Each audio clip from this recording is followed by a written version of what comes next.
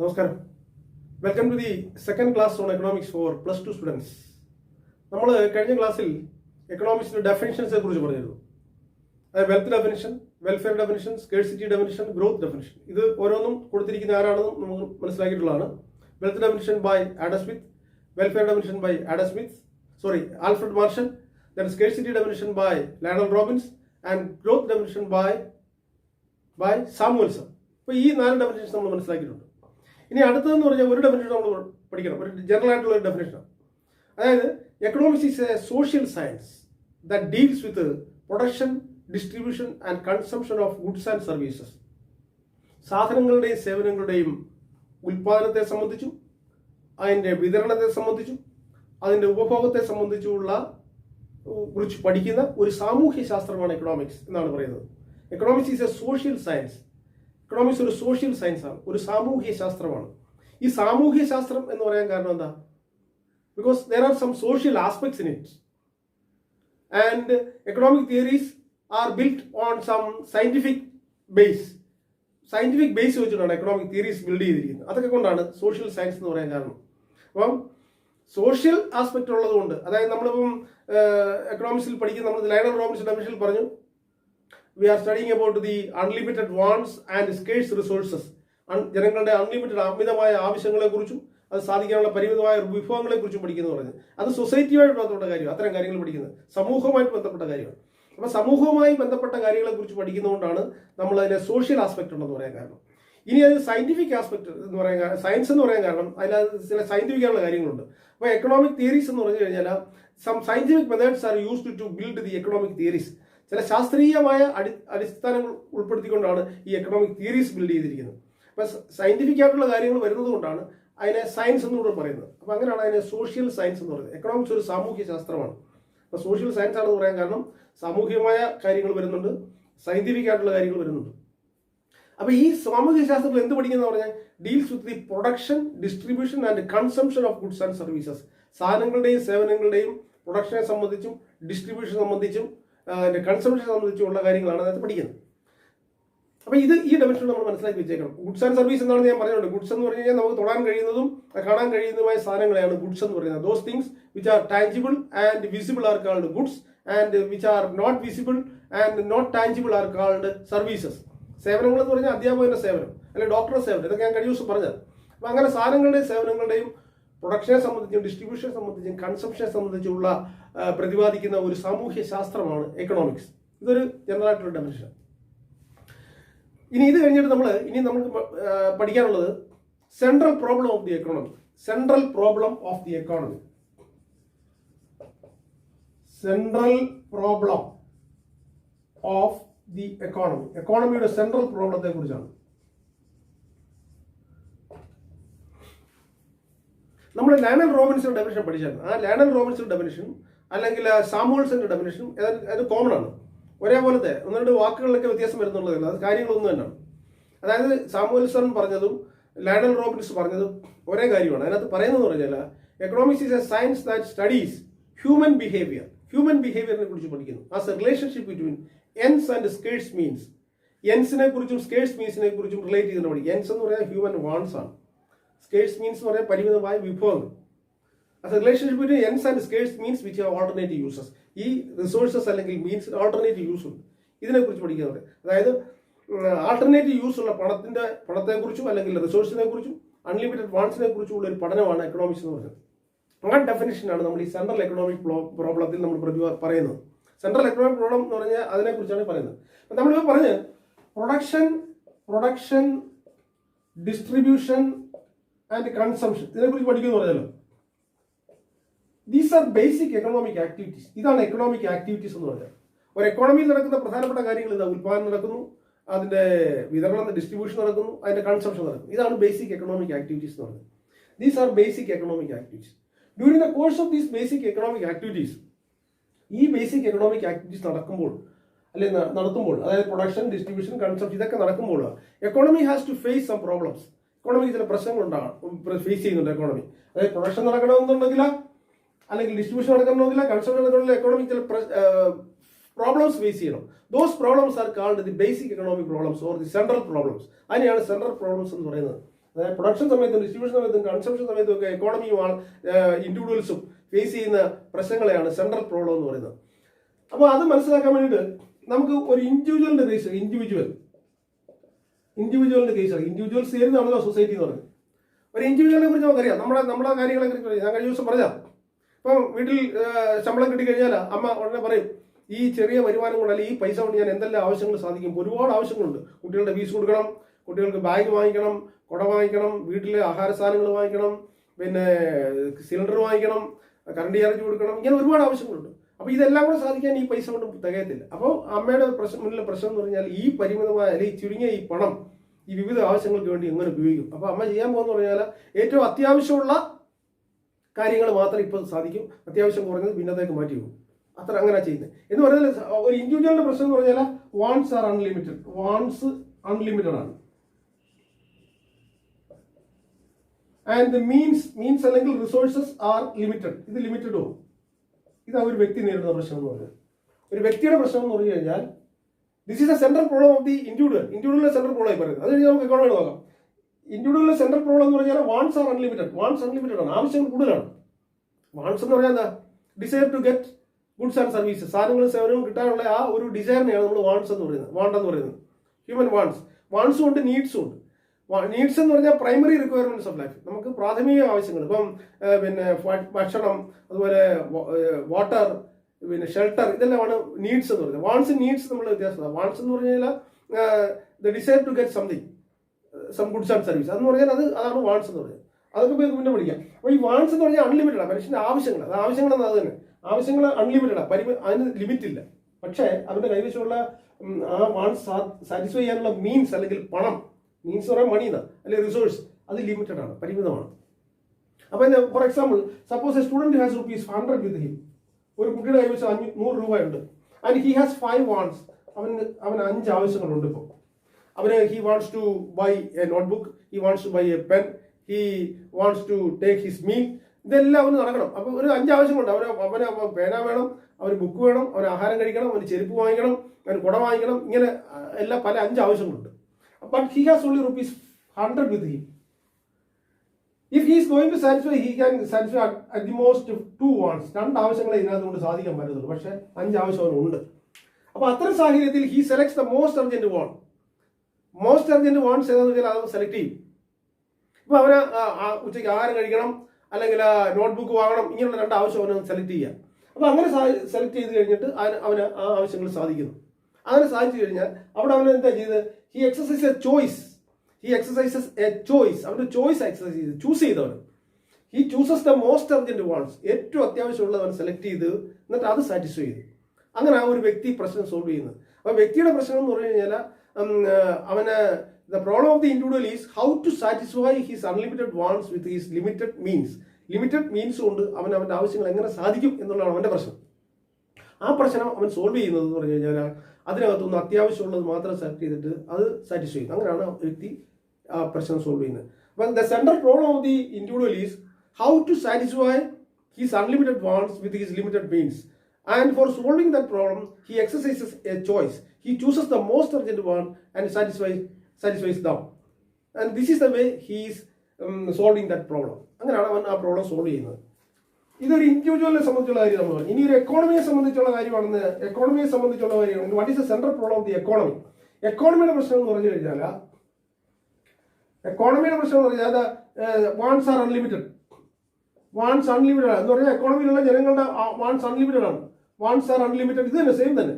But the resources R scarce. അവിടെ resources scarce ആണ്. Resource എന്ന് പറഞ്ഞാൽ ഭൂമിയും മറ്റു വിഭവങ്ങളും, ലാൻഡ് ഉണ്ട്, ലേബർ ഉണ്ട്, അതുപോലെ തന്നെ മെഷീനറി ഉണ്ട്, എക്യുപ്മെന്റ്സ് ഉണ്ട്, എല്ലാം റിസോഴ്സസാണ്. എക്കോണമിയുടെ റിസോഴ്സസ് കുറവാണ്. എക്കോണമി എന്ന് പറയുന്നത് ഇന്ത്യൻ എക്കോണമി എന്ന് പറയുന്നത് ഇന്ത്യയിലെ സമ്പദ്ഘടനയാണ്. ആ സമ്പദ്ഘടനയിൽ ധാരാളം ആൾക്കാരുണ്ട്. അവരുടെ ആവശ്യങ്ങൾ വാണ്ട്സ് അൺലിമിറ്റഡ് ആണ്. അപ്പോൾ ഈ അൺലിമിറ്റഡ് ഉള്ള വാണ്ട്സ് സാറ്റിസ്ഫൈ ചെയ്യാൻ എക്കോണമിയുടെ കൈവശമുള്ള റിസോഴ്സസ് വളരെ കുറവാണ്. അപ്പോൾ എക്കോണമി നേരിടുന്ന പ്രശ്നം ഇതാ, how to satisfy the unlimited wants of the people with this limited resource.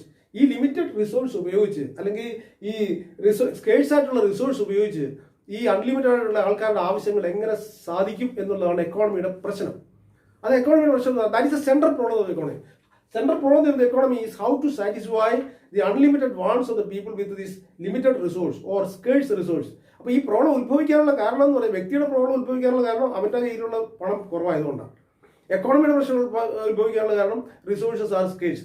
അപ്പോൾ ഈ central problem arises because of the scarcity of resources. Scarcity of resource കാരണമാണ് ഈ സെൻട്രൽ പ്രോബ്ലം എറൈസ് ചെയ്യുന്നത്.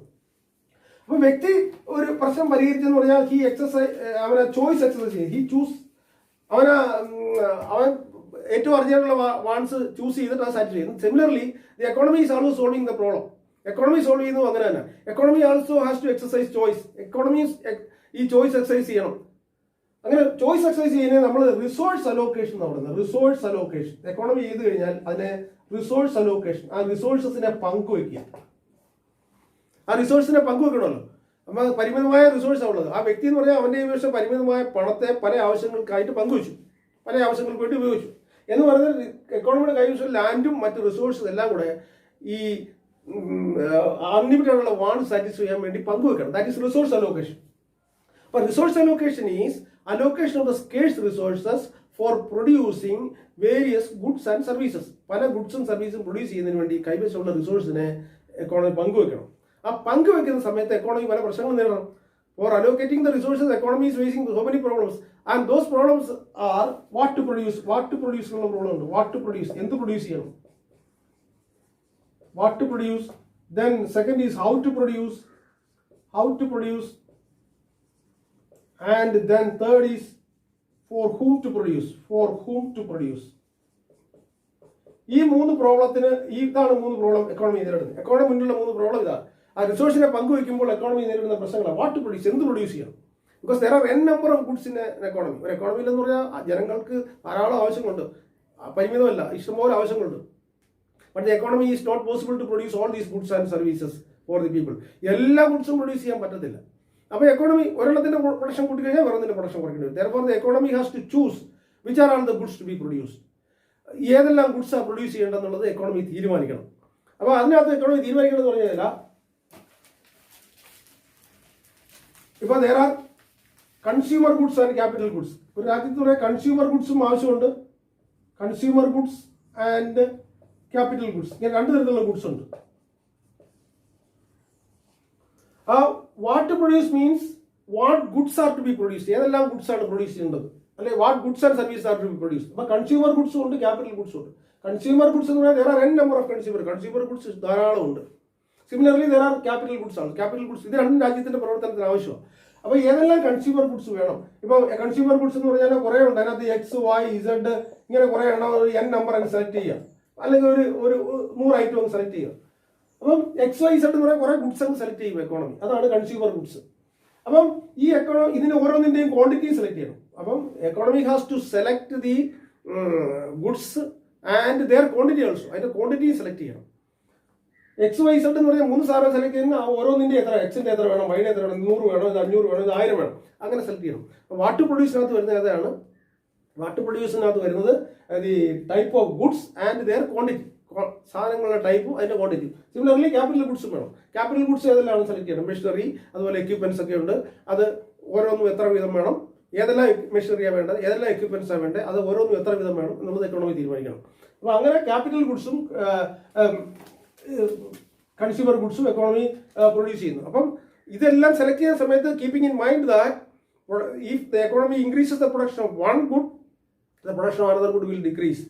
അത് മനസ്സിൽ വെച്ചുകൊണ്ടാണ്. ഒരെണ്ണത്തിന്റെ പ്രൊഡക്ഷൻ കൂട്ടിക്കഴിഞ്ഞാൽ വേറൊന്നിന്റെ പ്രൊഡക്ഷൻ കുറയുന്ന എക്കോണമിക്ക് അറിയാം. അതുകൊണ്ട് അതെല്ലാം വളരെ കൂടുതൽ ആലോചിച്ചതിന് ശേഷമാണ് ഇതിനെ സെലക്ട് ചെയ്യുന്നതും അതിന്റെ ക്വാണ്ടിറ്റി തീരുമാനിക്കുന്നതും. അങ്ങനെ എക്കോണമി ആദ്യത്തെ പ്രശ്നം പരിഹരിക്കുന്നതാണ്. വാട്ട് ടു പ്രൊഡ്യൂസ്, ഇതാണ് എക്കോണമിയിലുള്ള ആദ്യത്തെ പ്രശ്നം. വാട്ട് ടു പ്രൊഡ്യൂസ്, എങ്ങനെ പ്രൊഡ്യൂസ്, എന്ത് പ്രൊഡ്യൂസ് ചെയ്യണം. എന്ത് പ്രൊഡ്യൂസ് ചെയ്യണം എന്ന് പറഞ്ഞാൽ ഏത് കൺസ്യൂമർ ഗുഡ് വേണം അതിന്റെ ക്വാണ്ടിറ്റി, ഏത് ക്യാപിറ്റൽ ഗുഡ് വേണം അതിന്റെ quantity. Similarly the second problem is how to produce. അടുത്തെന്ന് പറഞ്ഞാൽ ഹൗ ടു പ്രൊഡ്യൂസ്, എങ്ങനെ പ്രൊഡ്യൂസ് ചെയ്യണം. ഈ കൺസ്യൂമർ ഗുഡ്സും ക്യാപിറ്റൽ ഗുഡ്സും ഒക്കെ പല രീതിയിൽ പ്രൊഡ്യൂസ് ചെയ്യാം. അപ്പം അതിനകത്ത് പറയുന്നത് ദ ടെക്നിക്, ഈ ഏത് ടെക്നിക് ഉപയോഗിച്ച് പ്രൊഡ്യൂസ് ചെയ്യണം. There are mainly 2 types of techniques, that is capital intensive technique and labour intensive technique. Labour intensive ടെക്നിക്കും ഉണ്ട്, ക്യാപിറ്റൽ ഇന്റൻസീവ് ടെക്നിക്കും ഉണ്ട്. ഒരു സാധനം ഉൽപ്പാദിപ്പിക്കാൻ വേണ്ടി കൂടുതൽ തൊഴിലാളികളെയും അല്ലെങ്കിൽ കൂടുതൽ ലേബറും കുറവ് മെഷീനറി ഉപയോഗിക്കുകയാണെങ്കിൽ, കുറവ് ക്യാപിറ്റൽ ഉപയോഗിക്കുകയാണെന്നുണ്ടെങ്കിൽ അതിനെ നമ്മൾ ലേബർ ഇന്റൻസീവ് ടെക്നിക് എന്ന് പറയും. കൂടുതൽ ക്യാപിറ്റൽ ഉപയോഗിക്കുന്നെങ്കിൽ ലേബർ കുറവാണെങ്കിൽ അതിനെ ക്യാപിറ്റൽ ഇന്റൻസീവ് ടെക്നിക് എന്ന് പറയും. അപ്പോൾ അതിലേത് വേണം, ഓരോ സാധനം ഇപ്പോൾ എക്സും വൈയും ഇസഡും സെലക്ട് ചെയ്തിരിക്കുക. അപ്പോൾ എക്സ് നിർമ്മിക്കുന്നത് എങ്ങനെ ആയിരിക്കണം, കൂടുതൽ തൊഴിലാളികളെ ഉപയോഗിച്ചിട്ടാണോ അതോ കുറച്ച് ലേബർ വേണോ, അല്ലെങ്കിൽ കുറച്ച് ലേബർ ക്യാപിറ്റലാണോ കൂടുതൽ ലേബറാണോ, ഇത് തീരുമാനിക്കണം. ലേബർ ഇന്റൻസീവ് വേണോ ക്യാപിറ്റൽ ഇന്റൻസീവ് വേണോ. Labour intensive technique uses more labour and less capital. Capital intensive technique uses more capital and less labour. അപ്പൊ ഇതിൽ ഏത് വേണോ എന്നുള്ളത് തീരുമാനിക്കണം. ഇത് തീരുമാനിച്ചു കഴിഞ്ഞാൽ അതിന് പരിഹാരമായി. സെക്കൻഡ്, ഹൗ ടു പ്രൊഡ്യൂസ് എന്നുള്ളത്. ലേബർ ഇന്റൻസീവ് ഇപ്പൊ നമ്മൾ കൂടുതൽ സ്ഥലത്ത് കൃഷി ചെയ്യുന്നതിന് വേണ്ടിയിട്ട് കൂടുതൽ തൊഴിലാളികളെ ഉപയോഗിച്ച് കൃഷി ചെയ്യുകയാണെങ്കിൽ അത് ലേബർ ഇന്റൻസീവ് ടെക്നിക്കാണ്. പക്ഷെ അവിടെ കൂടുതൽ മെഷീൻ, ഇപ്പം സോയിങ് മെഷീൻ, അതുപോലെ ഹാർവെസ്റ്റിംഗ് മെഷീൻ, ഇങ്ങനെയുള്ള മെഷീൻസ് ഉപയോഗിച്ചാണ് കൃഷി ചെയ്യുന്നതെങ്കിൽ അത് ക്യാപിറ്റൽ ഇന്റൻസീവ് ടെക്നിക്കാണ്. കൂടുതൽ മെഷീൻ ആണ് ഉപയോഗിക്കുന്നത്. വിത്ത് ഇടാൻ വേണ്ടിയിട്ടും അത് കൊയ്യാൻ വേണ്ടിയിട്ടും ഒക്കെ നമ്മൾ മെഷീനാണ് ഉപയോഗിക്കുന്നെങ്കിൽ അത് ക്യാപിറ്റൽ ഇന്റൻസീവ് ടെക്നിക്കാണ്. അപ്പോൾ അത് ഏത് ടെക്നിക്ക് വേണമെന്നുള്ളത് എക്കോണമി തീരുമാനിക്കും. ഇന്ത്യയെ പോലുള്ള രാജ്യങ്ങളിൽ എന്ന് പറഞ്ഞാൽ ലേബർ ഇന്റൻസീവ് ടെക്നിക്കാണ് ഉപയോഗിക്കുന്നത്. And this capital intensive techniques are used by advanced countries. അതായത് വെസ്റ്റേൺ യൂറോപ്യൻ കൺട്രീസിലൊക്കെ ആണെങ്കിൽ അവർ പ്രൊഡക്ഷന് വേണ്ടിയിട്ട് കൂടുതലും ക്യാപിറ്റൽ ഇന്റൻസീവ് ടെക്നിക്കാണ് ഉപയോഗിക്കുന്നത്. അപ്പോൾ നമ്മുടെ രാജ്യത്ത് ലേബർ ഇന്റൻസീവ് ടെക്നിക്കാണ് ഉപയോഗിക്കുന്നത്. അപ്പോൾ ഇതാണ് രണ്ടാമത്തെ തോളം. ഇനി മൂന്നാമത്തെ ക്വസ്റ്റ്യൻ എന്ന് പറഞ്ഞാൽ for whom to produce. For whom to produce ഉണ്ടെന്ന് പറഞ്ഞാൽ what to produce, how to produce and for whom to produce. For whom to produce pertains to the distribution of the goods and services produce ചെയ്ത goods and സർവീസിന്റെ ഡിസ്ട്രിബ്യൂഷനെ സംബന്ധിച്ചാണ് അത് പറയുന്നത്. അതായത് ഇത് അവസാനമായിട്ട് ആരാ കൺസ്യൂം ചെയ്യുന്നുള്ളതിനാണ് അത് വരുന്നത്. അതായത് ഈ സാധനം ഉൽപ്പാദിപ്പിച്ച സാധനം ആർക്കൊക്കെ എങ്ങനെ കൊടുക്കണം. അതിന് ഇപ്പം നമ്മളിപ്പം ഒരു രാജ്യത്ത് എന്ന് പറയാൻ സാധനങ്ങൾ മാത്രമല്ല സേവനങ്ങളുണ്ട്. ഇപ്പം പ്രാഥമിക വിദ്യാഭ്യാസം കൊടുക്കുന്നു, അല്ലെങ്കിൽ ഹെൽത്ത് ഫെസിലിറ്റീസ് കൊടുക്കുന്നു. ഇതെല്ലാ ആൾക്കാർക്കും ഒരേ രീതിയിൽ കൊടുക്കണോ, അല്ല കുറെ ആൾക്കാർക്ക് ഫ്രീ ആയിട്ട് കൊടുക്കണോ. ഇപ്പം നമ്മുടെ നാട്ടിൽ എന്ന് പറയാൻ പ്രൈമറി എഡ്യൂക്കേഷൻ ഫ്രീ, എല്ലാവർക്കും ഫ്രീയാണ്.